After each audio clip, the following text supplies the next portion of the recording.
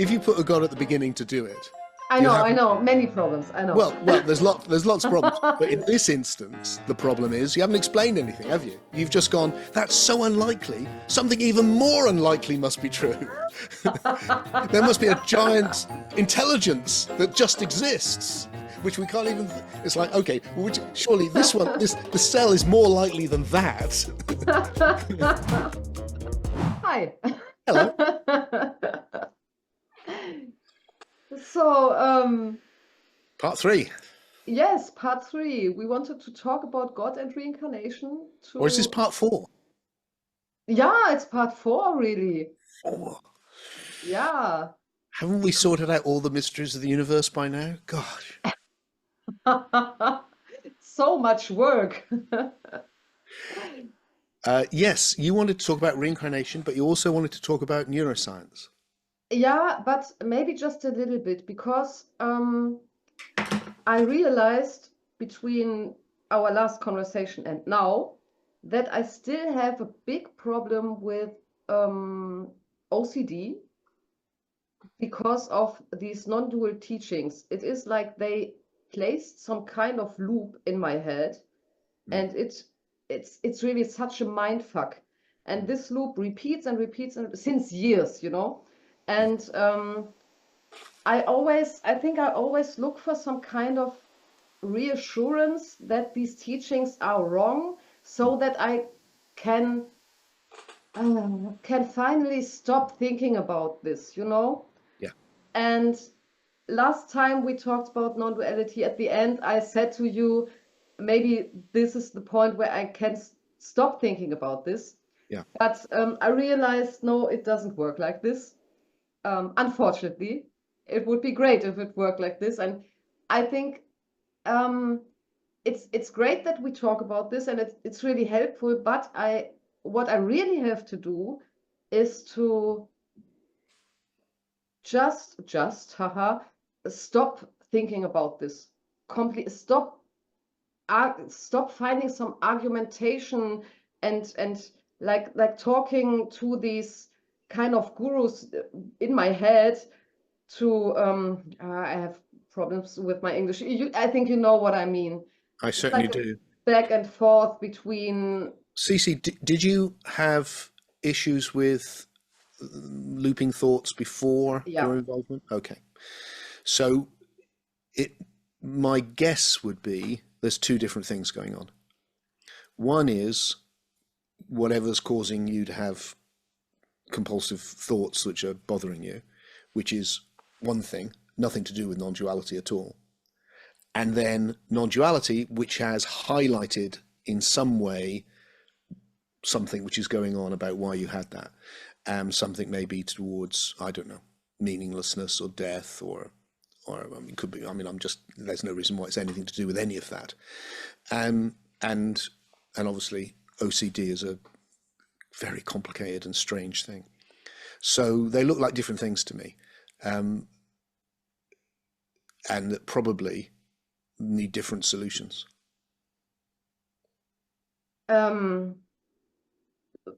What do you mean that there are different solutions for? What I'm saying is that if you've got this is not my area of expertise, but I've been around it quite a lot actually. And what I've seen is that if it doesn't fixate on this, it will fixate on something else. Yeah, okay, yeah. So, if we have a long conversation about non-duality, if we have enough of them, and you finally go, that's it, I've really, I've absolutely got that it's a nonsense way of seeing the world, even then it'll just attach to something else. And, or it could. So that trying to solve the thing which is that you're fixating on won't probably solve. Yeah, that's true. And can I just say that, my heart goes out to you because, it's a horrible thing. Yeah. To experience. It really is. It is. And I would hate it. I mean, I've not experienced it myself. I know people who have a lot, and I hate seeing them suffer with it. And the idea of, I rely on my clarity of thought so much. The idea of that being compromised in some way just sounds like such a hard thing to live with and to try and correct. Yeah. But I really think, even if I had this before and I didn't realize it, that's really the interesting thing, that all these non-duality things made me realize that I had this before. Okay. But okay. I really think these kind of existential OCD is the worst. Yeah. Because you cannot do anything to stop it. It just goes on and on and on, because you cannot find any answer to any really the perfect answer to any kind of existential things. And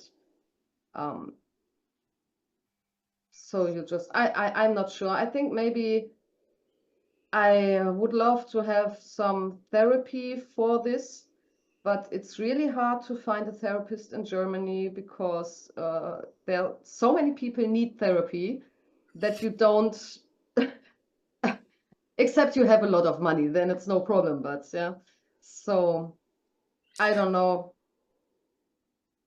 The thing which well, one of the things that therapy does for sure when it's good, and what happens, like what we do at the retreats, and you can get it through all sorts, actually. Psychedelics will do it, ecstasy will do it sometimes, that is taking you out of the loop so you're above it, as it were, and you can witness it and see it. And I think that's probably why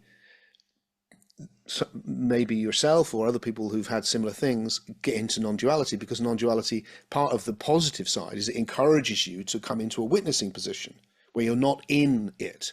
And that's really healthy. That's really good. It's then what it provides you as a philosophical understanding of what that is that's so disastrous.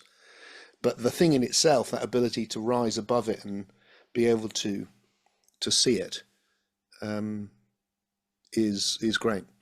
And just as a matter of encouragement, I also, I have people close to me who have absolutely got through it and come out the other side. That's great to know.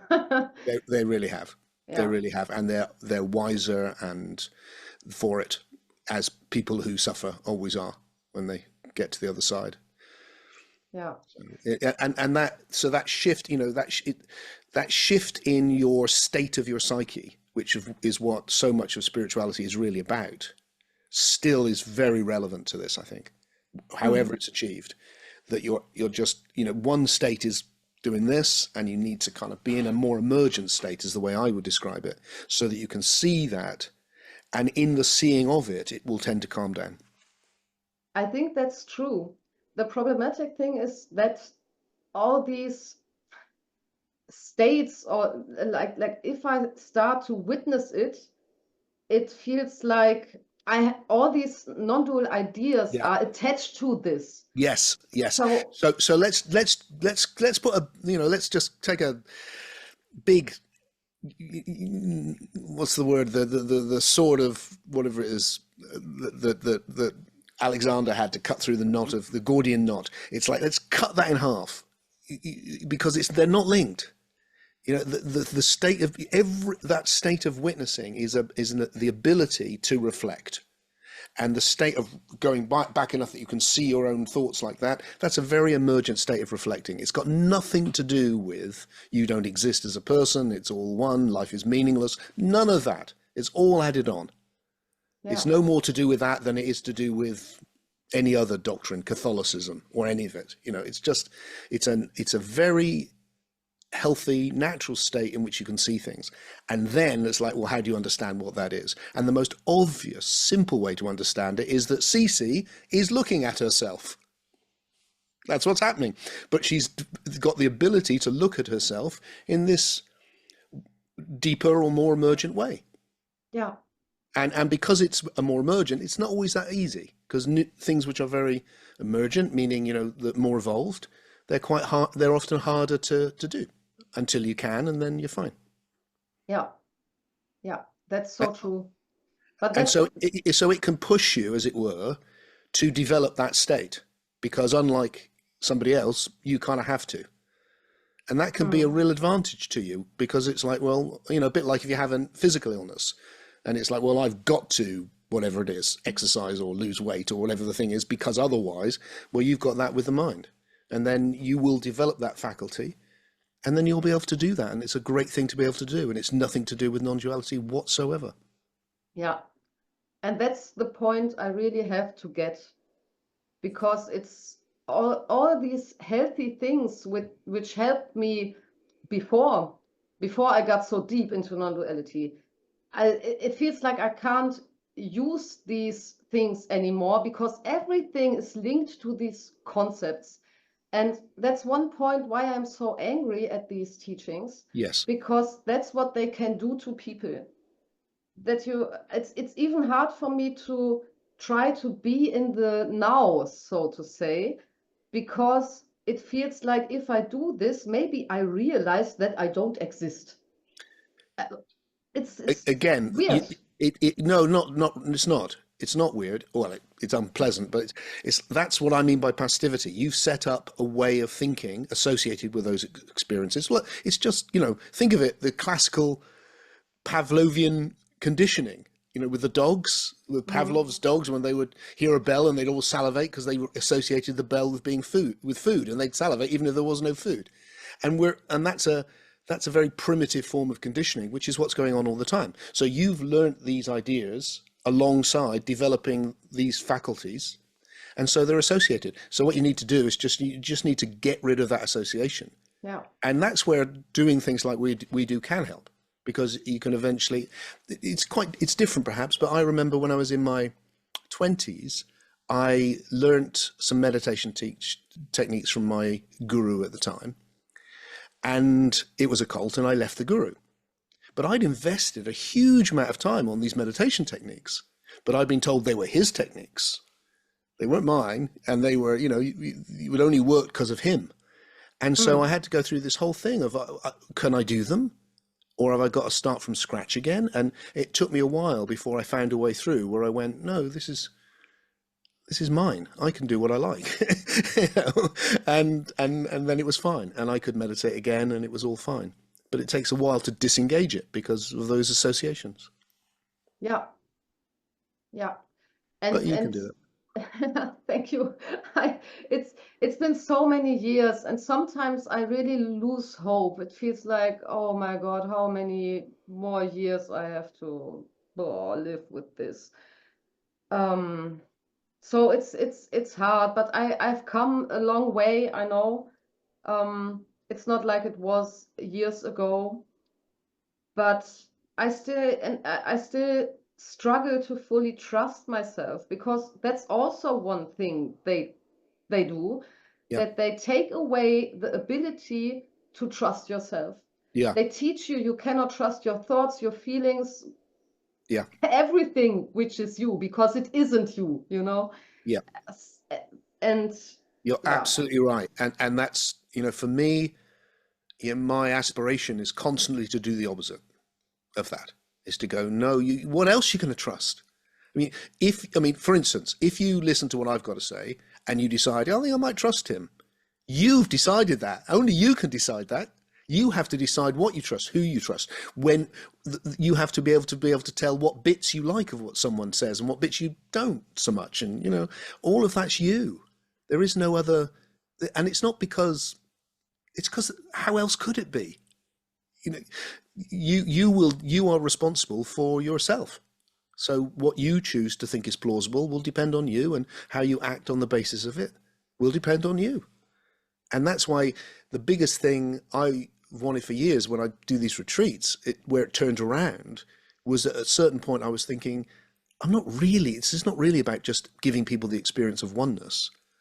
It's about them leaving as an empowered individual. That's really what it's about. That's what I really want. Yeah. And then we need to do that to each other. And part of that's challenging each other too, but in that spirit that we're wanting to see. I just want to see CC thrive and grow into everything you can be. And you do look like you're doing pretty well to me. So, I think that's a really great attitude you have. And sometimes I think you can also look as English today. You can I think it's important for people to know that what you are talking about is also just a concept.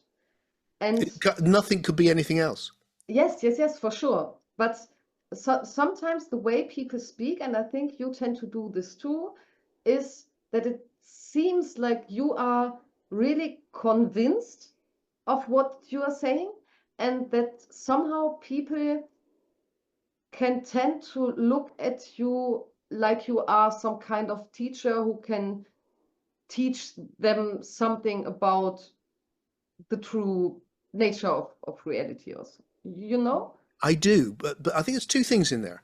So one is that I'm not sure if how much of this has happened in our conversations, but I think in most of what I do, and certainly in when I write, you'll see the phrase "I suggest that." Yeah, constantly repeated over and over again. I suggest this. I suggest this. This seems plausible to me. But I am a teacher. I teach things. But then, people teach maths. People teach, how do they do that? Well, because they've studied maths.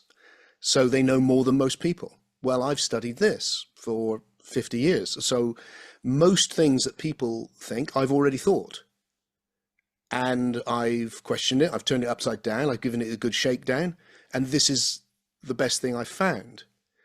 So that is a value, I hope, which is why, I live this amazing life where I have electric lights and I have a car outside. I live in a house. I'm fed. I don't do any of that. Other people do all of that. So what have I got to give to the party? Well, I've got this funny philosophy thing that I do, and that I've explored alternative states, and I've found ways to take people to those states and give them direct experiences. So that's what I can bring to the party. Do I have some authority on that? Well, I have the authority of someone who's lived a life. That's it. And gone deeply into it. It's also why I'm constantly wanting to go, oh, that's this thing I was wrong about. Now, so that means I could be wrong about this too, of course. And as things evolve and things change. But what we don't want to do is go from one extreme to the other. So if you lose, otherwise you end up with the whole postmodern thing where it's like, well, no one can say anything about anything because there is no authority, there's just power. And that's not true, because there are things which you will know about that I don't know anything about. And in our relationship, that would be, you would have more of you would have more to say to me than I would have to say to you in that. And that's what we do all the time. And that's healthy. The mistake is when it's regarded as some absolute claim to truth.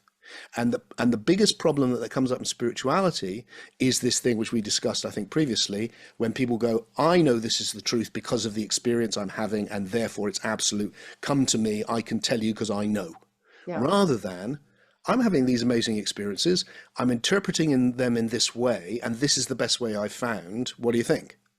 Yeah, that's a big, a really different thing. Massive difference. Yeah, massive difference. And of course, people can view, we can view each other in all sorts of crazy ways. But what's always fascinating for me is, and what I'm doing is on a tiny scale, really. But but it's still interesting when people come to the retreats, for instance, and more now than ever, they feel like they know me because they've seen me endlessly on videos, and I've never met them, but they've heard my voice and they've seen my mannerisms and all this, and there I am in real life, and it's like, whoa, and you can see that, like, whoa, it's a bit like I got when I met Van Morrison when I was a kid, or whatever it was. But what's so interesting is how very, very quickly all of that can be undercut. And what I see, like in the group, like my online group, the ICU, and at the retreats, is that it's all up to the person who is holding the space, meaning the person who they've come to see. So if I just insist on being Tim and not being anything else, very quickly we're just friends. Yeah, I understand. Oh, it's happened to us, I think. Yeah. Very quickly, that's what that authenticity and I mean authenticity just in the way it actually is, because actually I am just a 65-year-old guy who's doing his best. That's actually what I am, And that's it. I don't know if you saw it, but I release these videos every now and again called The Man Behind the Image, where I try and come out and go, hello, behind all these ideas, which I'm articulating hopefully quite well and hope to do more. You know, I'm alive, I'm going to die, and life is strange and full of suffering, and woo. so that we can connect in that way. Yeah, that's important. That's important. And I would really love to come to your retreat, but I really don't think we will have the money. Still waiting for some kind of, I don't know, finding money outside so I can come. Cece, contact me nearer the time, and if there's any spare places, I will give you the places, and then you just have to get here and put yourself up somewhere. So I don't know if that will happen, but if it does happen, we'll do that. Okay, that's great to hear. Thank you. Yeah, that's great. I will try. Yeah. So having said what you've said, which I think was really interesting, actually, it was a really, you know, talking about, when I talk about being authentic, it's like, that's not just happened, I think. And bless you for it. And so do you want to go into this neuroscience thing, or is that like too near all of the stuff? Yeah, at the moment I feel like I think it's important topic, but at the moment I feel like I have to distance myself completely from everything related to non-duality for maybe a few weeks to find back to myself, because every time I hear something about this, it just doesn't feel healthy for me. So let's get into duality then, because duality is much more interesting. It's so much better. For sure. Yeah, let's do this. First, I wanted to say, because, you know, I read your book Soul Story, and I really liked everything until the part with God and reincarnation. That was the part where you lost me, and I think this will happen this time too. But let's see, because I don't know.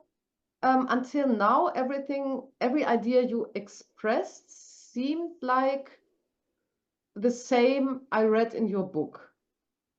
But you also said that some ideas changed. That's right?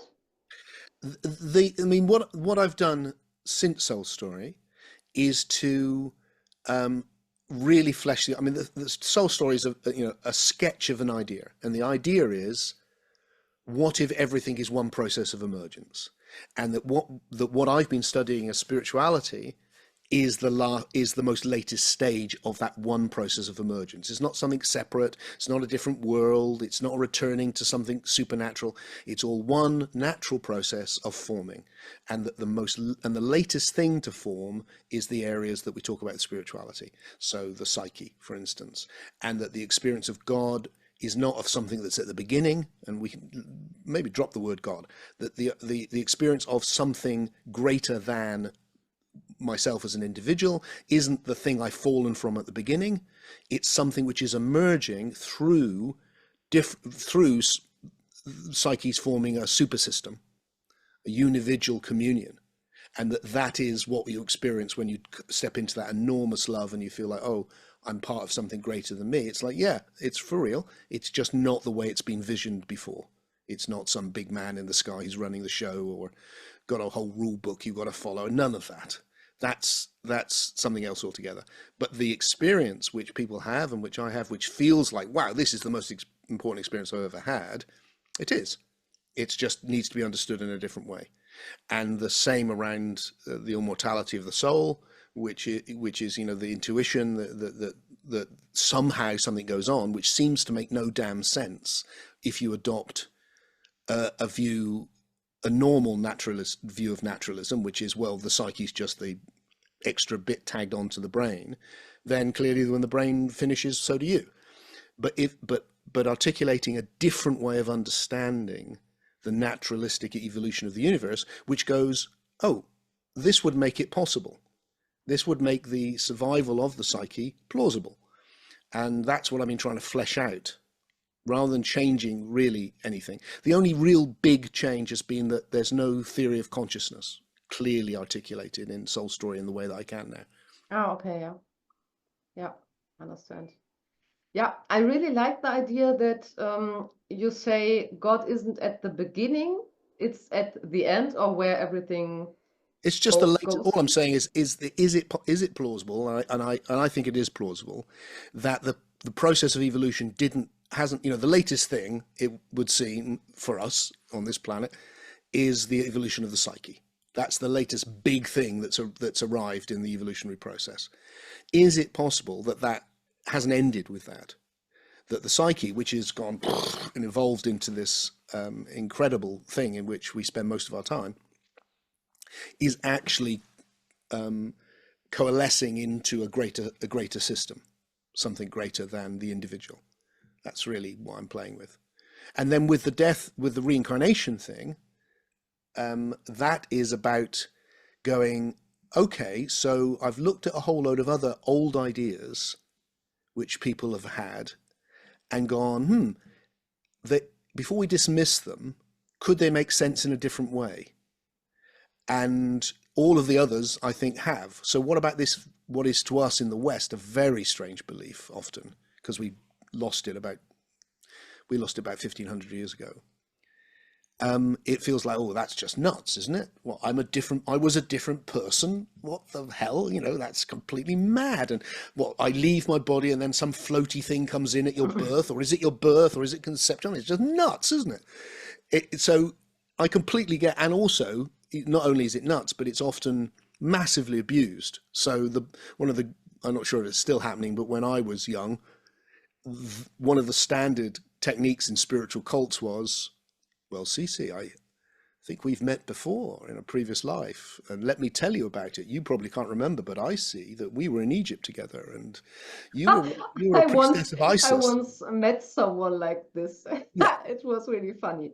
Yeah. So, I mean, I had that a lot. So, I'm immensely skeptical and suspicious. Well, we wrote the Jesus Mysteries, and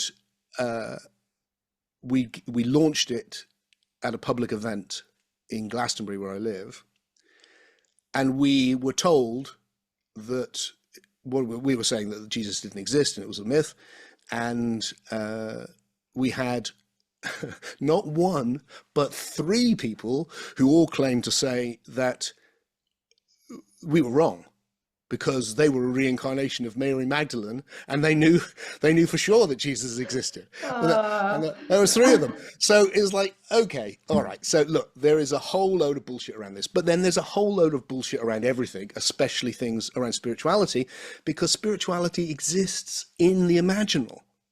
So it's contaminated constantly by just crazy things. Yeah. Because that's the domain in which it exists.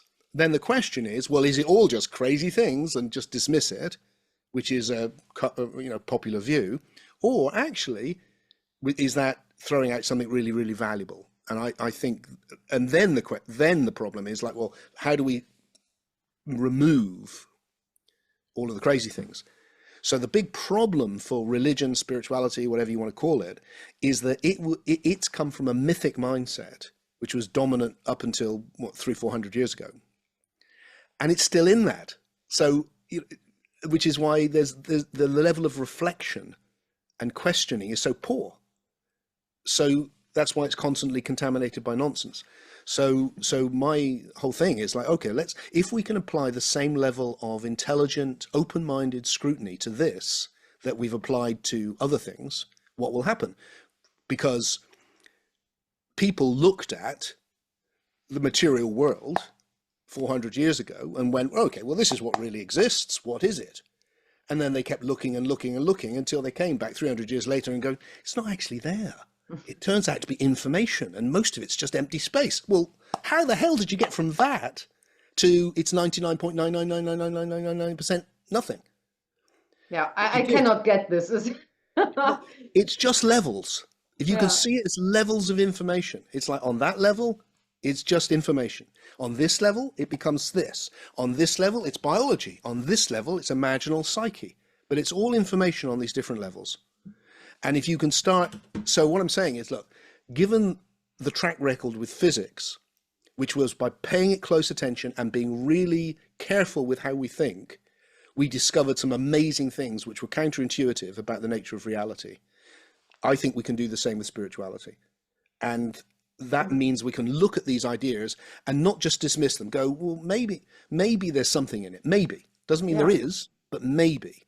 Yeah, the problem is that you cannot study it like in science. You have to rely on what people are saying.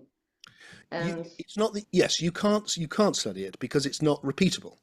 Yeah, that's the problem. There's a that physics is great because mostly physics repeats, but this level that we're living on, it doesn't. It's a narrative level. It's embedded in story. It's complex. It doesn't.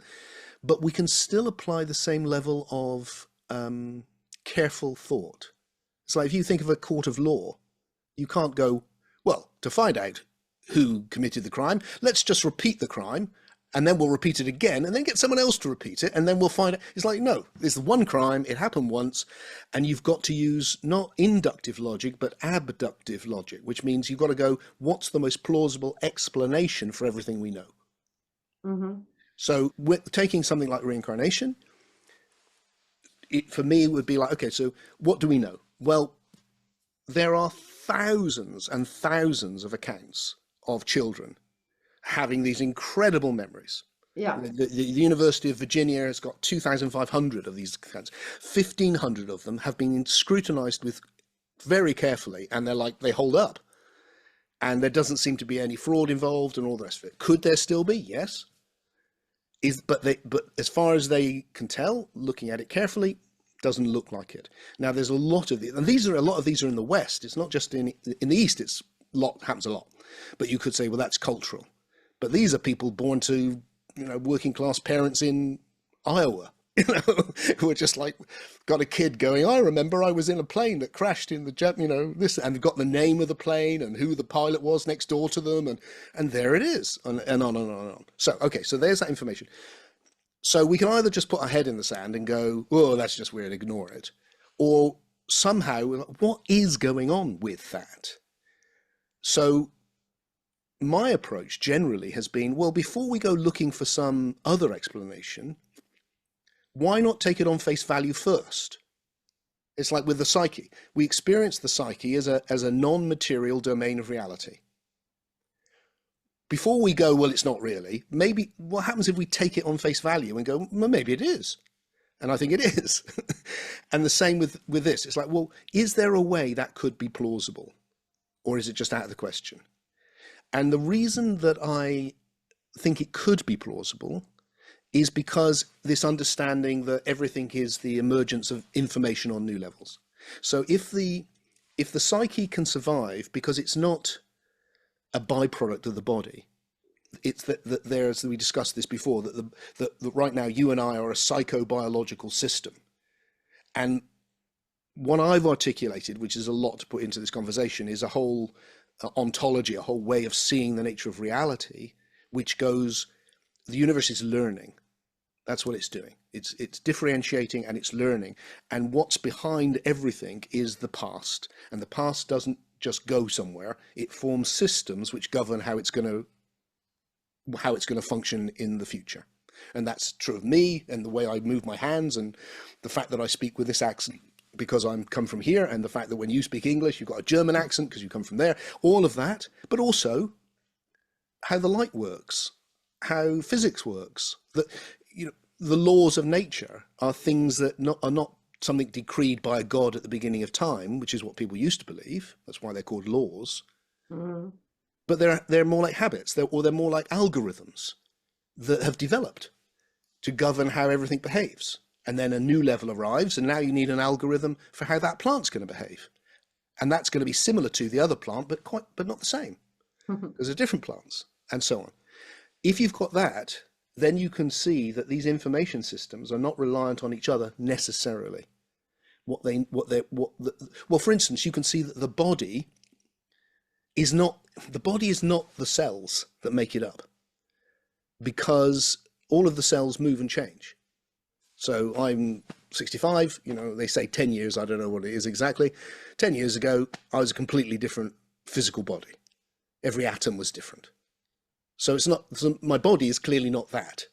My body is whatever is organizing that to continue being one process.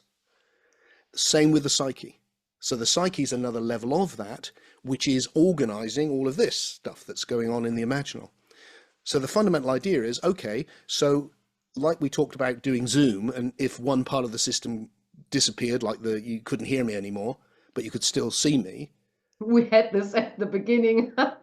Yeah, exactly. Yes, exactly. You just go, oh, something's not working. It wouldn't be impossible. It would be like it's not.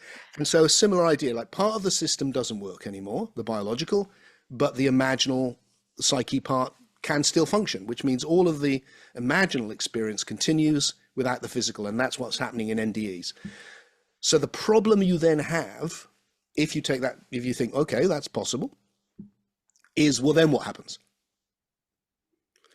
And why it seems why the reincarnation understood in a completely different way, a very different way, I don't like the word even, because it's got a bit like God, it's got all of these, is that what happens if the system comes back into a symbiotic relationship with a system on a lower level, so that having split off from one biological system, it can come back into relationship with another one, because they're both information systems that can do that.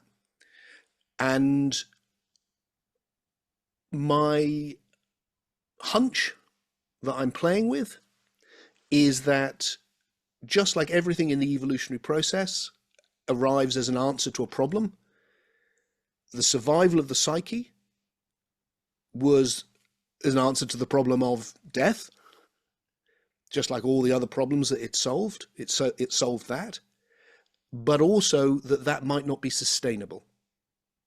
That whilst the psyche can function on its own, it may not be able to function on its own forever. And that therefore the solution there was bring it to come back into association with a biological level. And that's essentially that symbiotic relationship of something like, here's one system, oh, this one's not worked, oh, I need to find another system, there we go, now you got another system, is a way of understanding what reincarnation is. And then you need to unpick all of the crazy thoughts, like, okay, but this is Tim, I'm Tim, I've got these relationships, Tim's going to die. But everything that's Tim has been will be included in the next phase of the process of the evolving system. So I will be Tim, but I'll be more than Tim. And that when a psyche comes back into a relationship with a new evolving biological system, then it's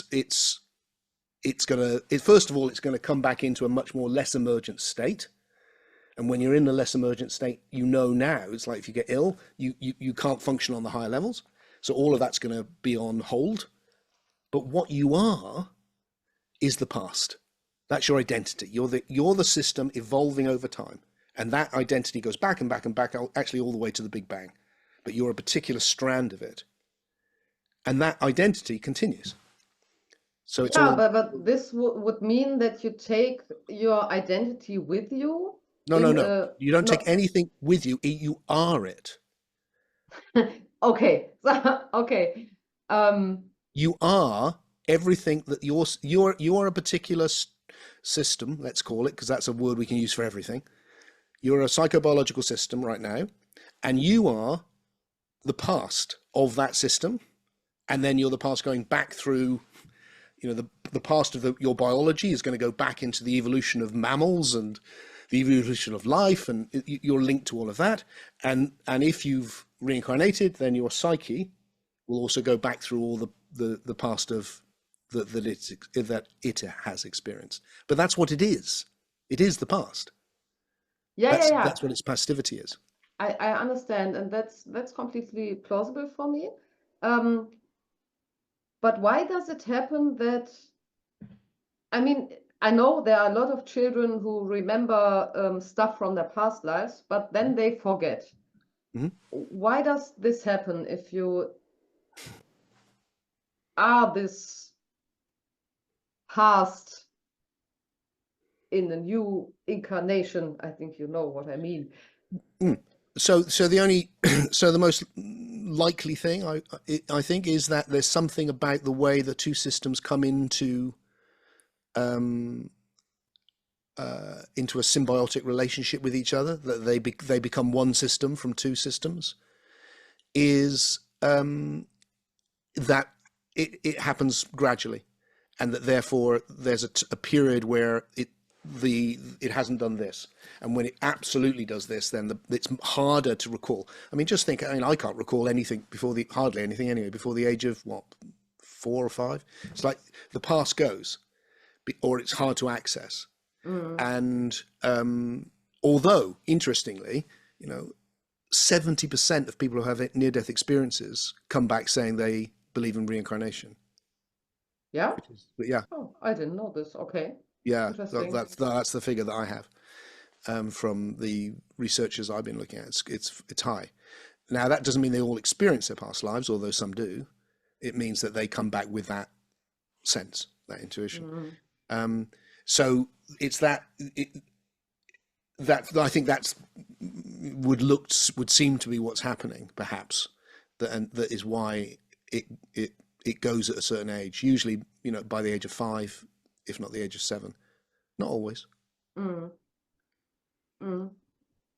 There are also, I heard of older people who remember past lives, and where they really figured out some evidence that these people existed before. It's crazy. There's quite a few, and past life regression. I had a dear friend. He's dead now, so he's probably reincarnated by now. I don't know.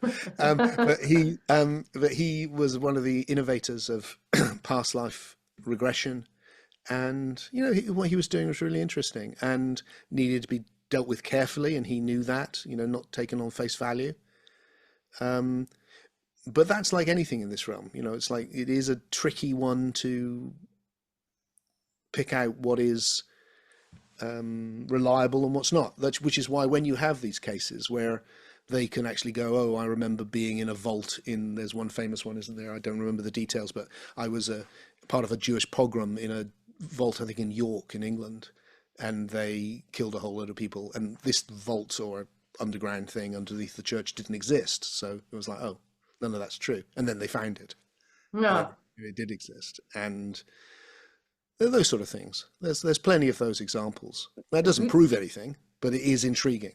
Yeah. Do you think it's also possible that it's not a reincarnation thing, but the people can access somehow some kind of universal knowledge floating around, and something like this? I think that's an obvious other idea. Also, of course, unacceptable to the modern reductionist view, because that's impossible also, but another one that you could speculate about. And that may be happening as well. It might be both, it could be, it's a complex, very complex universe. The thing which I find, it doesn't make as much sense to me, because then it's really hard to know, well, why are young kids experiencing this and then not when they're young? Why is that? That seems counterintuitive. Whereas if it's a past life, that seems more credible, perhaps. And also, the kids are saying that was me, and I was this person and I did this, and then the birthmarks, where crazy shit. Whereas people will remember being shot in the head and they've got a birthmark exactly where the person was shot. And that is also extraordinarily common. Well, it's not common amongst people, but amongst the cases that are studied, it occurs regularly. And so that's interesting. And the other thing, CC, I always want to say, because I always want to take it down and go, look at the things we just take for granted, which for previous generations would have seemed crazy. But we take it for granted that that my body is a creation of the DNA from my two parents. It's like these two separate things somehow have coalesced, and we've got a fertilized egg, and this is the product. Well, that's pretty far out. So the idea that it could be a different, there's a biological level of two separate things coming together to form a new unity, and for very good reason, because it, leads to differentiation. So is it possible, if you accept for a moment the idea that the psyche can survive the death of the body, if you go down that road, is it really that outrageous to go that these two systems could form a unity which also creates a new thing, which is a biological and psychic unity, and has the same evolutionary advantages? So that person now has, although they're not conscious of it, they don't remember it, they've got all the passivity from the past life, which means that is going to play into all that previous experience is going to play into how their life works out. And that's one of the things which is a common theme again, which is you will refine things that you know about, that you are experienced before, and that this is one of the things that people point to for experiences like Mozart or whoever, or and even in a much more trivial way, not trivial but smaller way, someone like myself. It's like, well, there's a numbers of explanations. I'm not saying this is the one, but something happened. Why did I have that experience when I was 12, when I suddenly had this whole why my parents weren't into any of this, I wasn't into any of this. It just happened, and I knew it, and I immediately went into all of these stuff like it was second nature for me.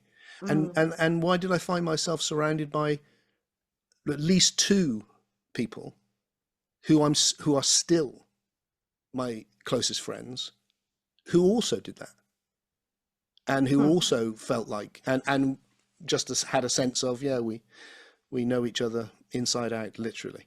And so there's all those anecdotal things as well, which play into a bit like when we were discussing earlier. You have to decide for yourself. Each one of us will have those anecdotal things which will move you towards how you view reality.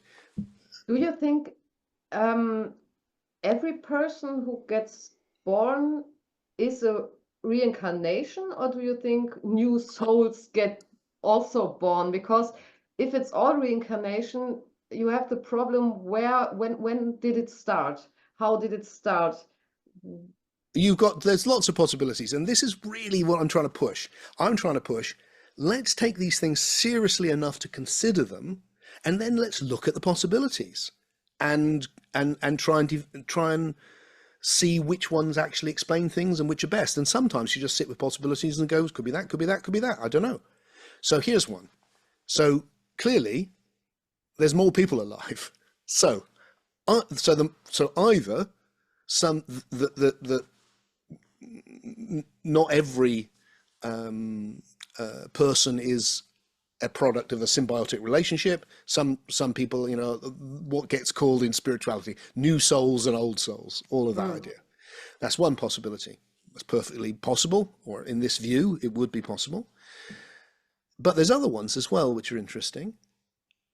I think that's quite possible. But there's also one I explored in Soul Story, just because I thought it was worth considering, which is maybe souls can split. Maybe you can form a symbiotic relationship here and there, and then now those are two different systems. They've just got a certain past which is linked, because that's a theme we've seen in evolution, where things have taken like a forked. Is that possible? I think it's possible. And that opens up a really interesting possibility, which might be completely nuts, but it's worth putting out there and just saying, well, it's possible. Is that, one thing blows my mind is you and I are both related, not just because we both come from primordial Eve, the first human being of our type, which every human being goes back to, but we all come from Luca, the last universal common ancestor, which is a cell. That one cell has become all of life. Now, these are things, these are things which, because it's science, we just go, oh, okay. But it's like, just take that on. It's like, okay, well, maybe that's right, maybe it's wrong, but it's the current scientific theory, and for good reason. So maybe one psyche managed to survive death and reincarnate.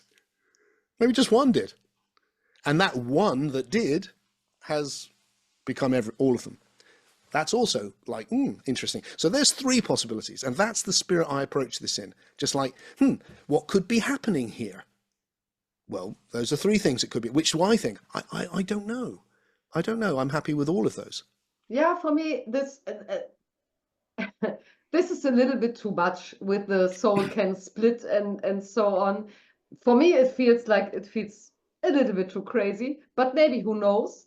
But sometimes if I think about this first cell and how everything formed, I have this feeling of, oh, maybe there is some God involved in all of this at the beginning, because it seems so impossible that this could happen randomly, you know? Well, there's a few things with that, really. One is, if you put a God at the beginning to do it, I know, many problems, I know. Well, there's lots of problems. But in this instance, the problem is you haven't explained anything, have you? You've just gone, that's so unlikely, something even more unlikely must be true. There must be a giant intelligence that just exists, which we can't even, it's like, okay, well, surely the cell is more likely than that. The other thing is, one of the things that strikes me is that people often say, oh, the universe is so big, and it is so big. We don't know how big it is. It's the size we know it is beyond comprehension, and that's only as far as we can see. So there's two possibilities with that. I don't know which is, but I can see two possibilities at least. One is that it's actually full of life. And the second is, it takes a universe this big for something as unlikely as life to happen. And that we're in that universe because we're alive. We're in that planet where the most unlikely thing happened, because, it's a very big universe. So there's room for that unlikely thing to happen. That's another possibility. But the other thing, which is also part of the ontology, the theory of forming that I'm articulating, is that the universe is learning. It's a learning system, like an AI is a learning system. So it's not random. It starts as random, but increasingly it's not random. Increasingly it's forming a type of intelligence. So there's a physical type of intelligence, and then it's going to throw up how it can respond better. Not just react, but actually begin to what characterizes life, which is that ability to learn on a new level. And then it's going to take it to the next level, which is, do it consciously. And then it's going to do it with reflection, the psyche, and all, so that it's not exactly random anymore.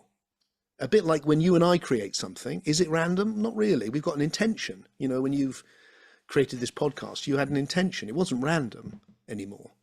And that you can trace that back into biology. It's not random, but it started random, but it's taken on purpose. Sometimes I think there is this idea out there that we originally came from another planet, and therefore the Egypts knew so much. And maybe I think, yeah, why not? This is also a possibility, because really, like the Egypts and the pyramiden, it's really strange stuff. Nobody can explain how they built this. There are 1,000 theories around this, but nobody really knows. It's a little bit of a mystery, I think. Or is it solved now? I don't know.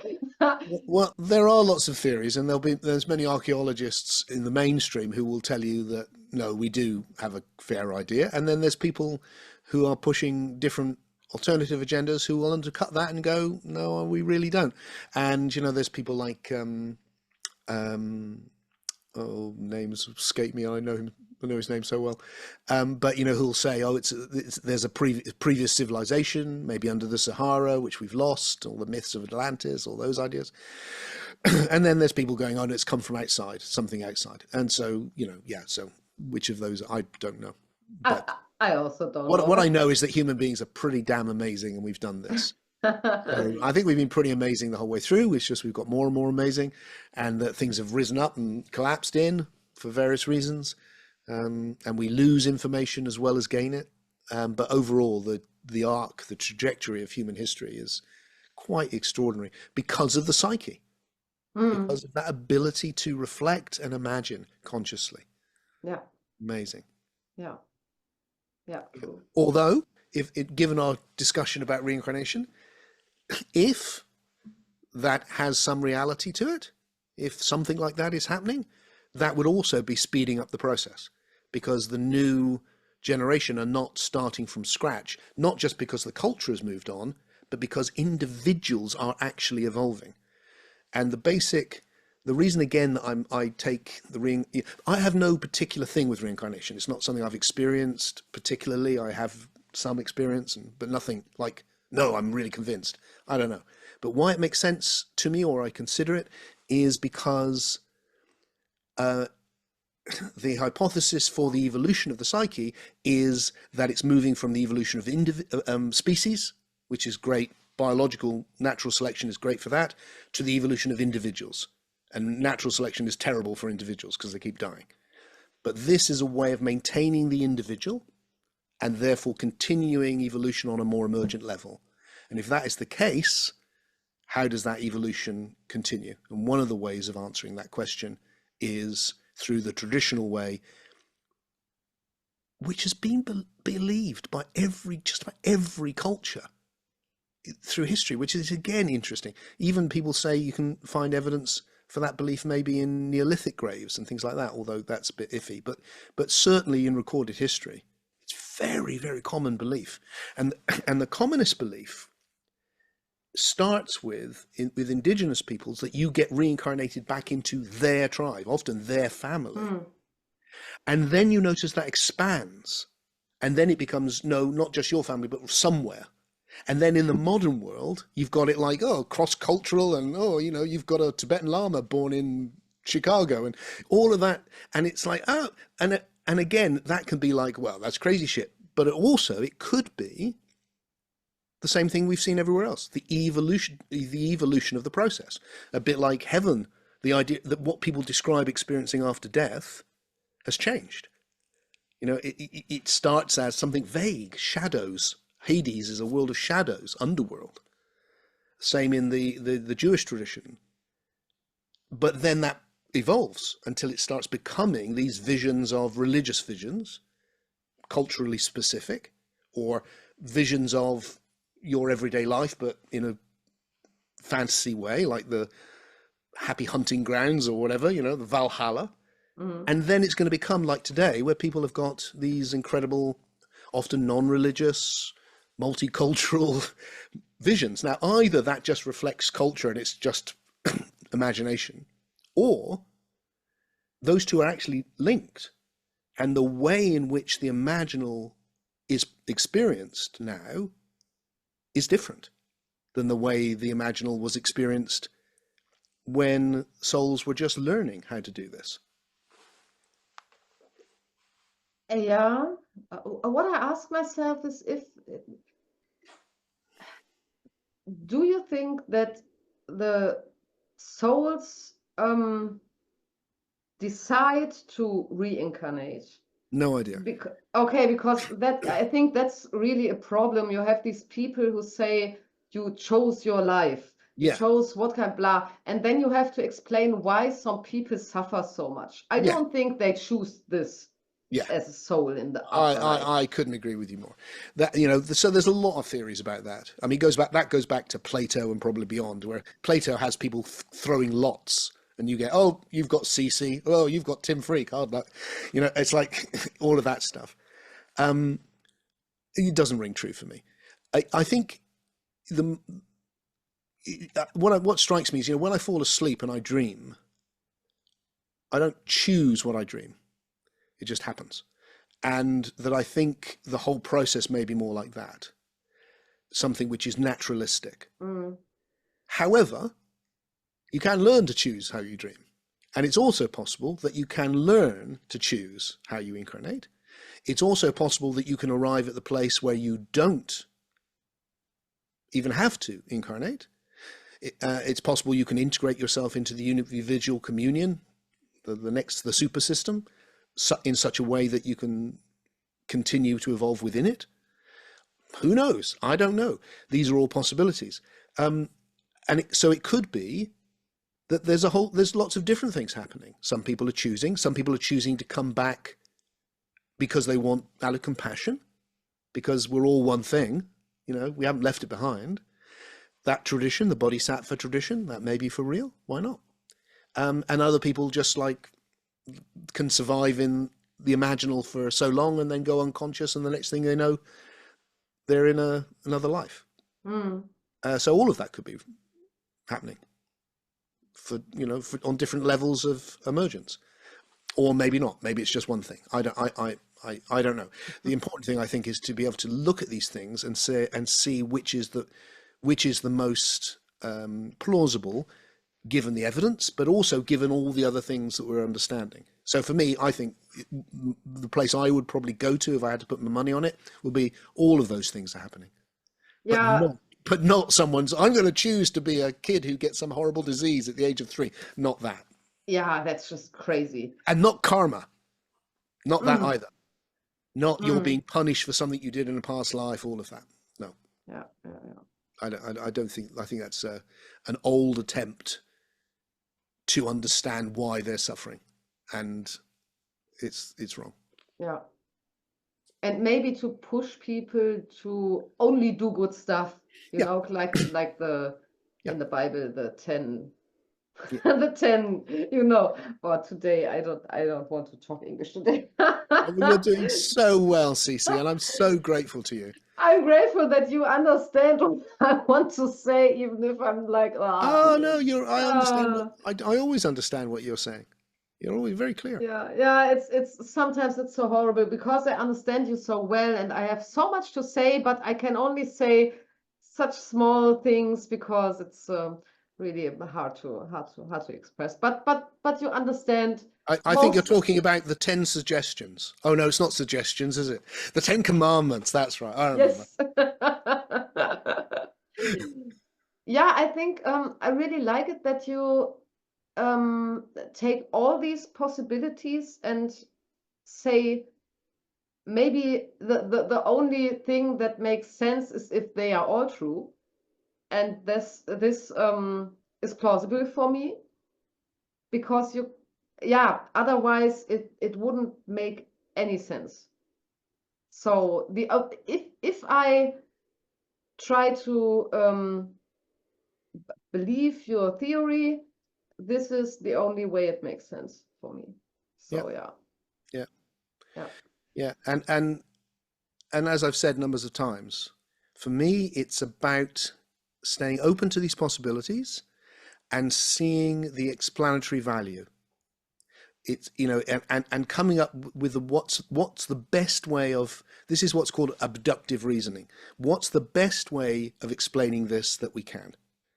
And the model really would be a justice. When you're trying to decide in a court of justice, how do you know whether this person did or didn't, or what happened? You've just got the evidence, and then you've got to just work out what is the most plausible thing. And for those, when you don't know, you have to say, I don't know. And that's how the knowledge can progress. And if we can approach these areas with the same level of intellectual rigor, I think we'll find things. I think we will. And so the fact that we have so many instances of past life recall, okay, well, maybe that's right then. How could it be right? Well, here's one way it could be right. Yeah, because I, as I said in our afterlife video, I did not research it in a really deep way, but I listened to a lot of NDE accounts and also a little bit reincarnation stuff, and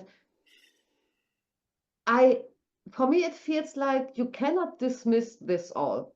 You can do this, but for me, it somehow feels possible. I'm not sure, but I think your explanation is really, if I had to choose one explanation for all of this, I think your ideas are great. With the soul splitting in two, I don't know, but I'm not suggesting that's true. I'm not suggesting. I know. I'm just going that's another possibility that I mean, just in a way, when we get born from our parents, the DNA has split off and joined with another DNA and created something new. So more on that model. I'm not saying that that's happened. I'm just going, we shouldn't, there's a pattern in the universe where one thing has achieved something and then everything's come from it. So is it possible that it could be one soul that's achieved it and everything's come from that? Possible. Shouldn't dismiss it.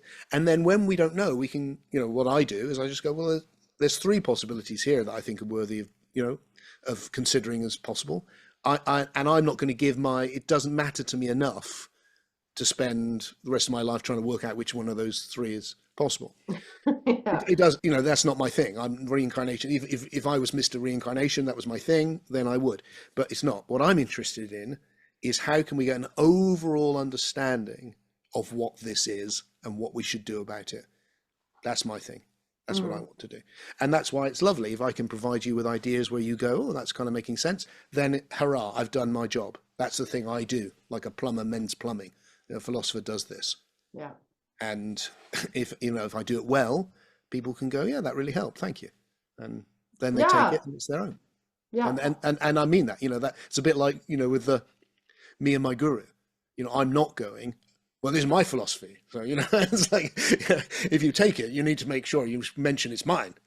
No, it's not. This is what I've got. And what I've got is to give it to other people. So it now becomes theirs. And then they can develop it and move it and change it. And it's a living thing. Yeah. Yeah. Yeah, I really like this, how you approach this. And I think, I don't know, maybe as some parts of your philosophy, I think I will, or I can imagine to take them on and to maybe make something new out of this. The new thing that you'll make out of it the most, if you do, is CC. How do you mean this? Because the way in which we ideate reality is absolutely central to what we are, who we are. That's how we discern what's happening.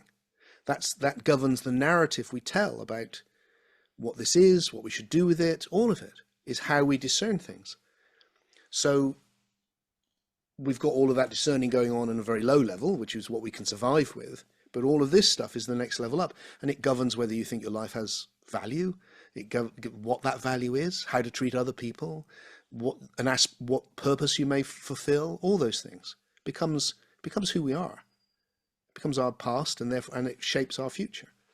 That's what we're doing with each other. And this is why these conversations are so important. It's why people, some people will listen to this for the same thing, just looking for something which they can go, oh, that's good, and becomes part of them. And then if they really get it, your actual experience starts to change, and hopefully in positive ways. You can also change in negative ways, like happened for you with non-duality. And then you have to undo that and find a positive way. Yeah. For a long time, I thought I should not find any way. I should give up philosophy completely and say to everything, I don't know, I don't know, I don't know. But that doesn't feel good either. It's I don't think I have to go too far in these ideas, because as I said, I am prone to this whole OCD stuff, and I don't want to go into another one, like obsessing over what God is or whatever. So I think for me, it's important to stay here on Earth, but have some kind of idea how this works. I think that's really wise, Cece. And I would say to you and to anyone else watching this, that the most important thing for me is actually that there's an experiential route to everything I'm exploring, which gives rise to a sense that everything's okay. That's the simplest way of putting it. That there's a thing which happens and has become so embedded in me. It's kind of like I don't want to say it's there all the time, because nothing's there all the time, but it's there to some degree, a lot, is that it's okay. And that's incredibly valuable, because there's a kind of faith in existence. And the philosophy is there because how can it be okay? Look at the shit. So is that just nonsense? Well, it doesn't seem like nonsense. It seems like the most valuable, important thing I know. So here's a philosophy which can support that and go, this is why it feels like it's okay, which includes and doesn't deny all of the suffering and the shit that is there, because it's an evolutionary process and all of the other levels of evolution are still operative, but it's moving towards something which is increasingly beautiful and good, and you can tap into that. And when you do, it is okay. I envy you a little bit for this feeling of okayness, because I lack this because of non-duality, but you're also young compared to me. Okay. I don't feel so young anymore, but yeah. Of course you don't. You know, it's like, I've just been with a gentleman who's going to be 80 and is probably going to die in the next year or two. And I'm sure he looks at me and thinks, God, he's so young. Yeah. But I feel old. And of course, we all do that. My daughter's 24 and she thinks she's old. Oh, wow. Okay. I remember feeling that, don't you? And you're like, oh, everything's going past now. So yeah, but I'm not being flippant. We shouldn't underestimate what happens in a lifetime and what an opportunity it is for evolution. And you've got that opportunity. And so what I'm saying is that it's okay. There's every chance, that if you're when you're my age, talking to someone your age, you'll be the one going, no, I've got it. I've got this underlying. It's not always okay. Sometimes I have shit days, of course. But despite that, there's some, and that for me is, when you said about God, for me, that's what arises in the unividual communion, let's call it, so we don't have to use that old word. When I touch that super system, which is the most emergent place that Tim seems to be able to go, to be part of something which is a communion, a recognition that this is all one, but not by the dissolution of Tim, but by taking Tim to another level of his individuality, that's when it comes in. That's when he goes, oh, this is so good, it's worth it all.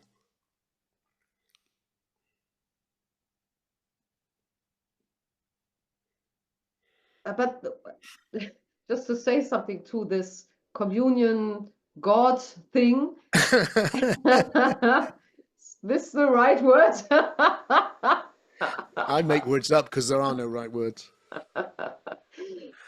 I'm a little bit confused, because what do you mean by it's all one in this context? Okay, what I mean in this context is, it seems to me that this is all, the universe is made up of lots of individual things with individual qualities, forming into little systems, all interrelating, but that fundamentally the universe is a universe. Universe really means all one. That's what it means, a universe, universus. It's a totality. So the way the most plausibly abductive way that I've been able to think about that is going, well, there's one thing which is differentiated into all things, and that's the process of forming. So it's one thing. Now, what's happened, because I am conscious and because I am living at this particular time in history, I have the ability to become conscious of the fact that it's all one. And that changes how I experience myself, because rather than just experiencing myself as this skin bag, as Alan Watts used to say, as this little separate individual, actually I've got a sense that I am that, but I'm arising within something which is one thing. So I'm not utterly separate from anything. And that changes, that's what I mean by a univigil, an individual conscious of unity. And that's the positive thing which non-duality taps into and then makes negative. But it's a really positive thing. And that when that happens, I come into communion with this greater thing. But what's this greater thing? The greater thing is souls in communion. But this has to be somehow also separate. It's an individual system. Yeah, yes, that's what I mean. So absolutely. It's not the same as this unity. It's somehow a system inside this unity. Absolutely right. Absolutely right. So it's another level of the forming.